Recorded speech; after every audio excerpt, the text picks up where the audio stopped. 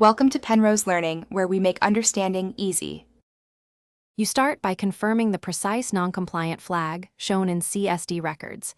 This narrows scope immediately. Once you have the taxpayer ID, recent returns, and CSD account statements, compare dates and amounts to spot discrepancies. Make sure to note any correspondence reference numbers and deadlines. These drive urgency. While you prepare documents, request an official CSD compliance report if available. That report becomes the backbone of your correction plan and proves what CSD is relying on. Next, assemble a correction package that addresses the root cause. Prepare the corrected tax return or adjustment forms and clearly mark them as amended. Include supporting proof, payment receipts, bank statements, and any signed declarations so CSD can validate the change without chase. Draft a concise cover letter that explains what changed, why, and the exact relief you seek. This reduces back and forth.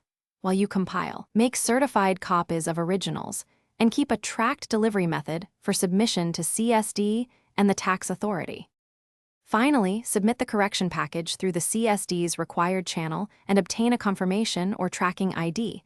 This proves filing date. Once done, follow up at set intervals. Log every contact, date, and response so you can demonstrate persistent remediation. If CSD rejects the correction, request a detailed rejection reason and the appeal window immediately. That tells you whether to file an appeal, provide missing documents, or escalate to the tax authority.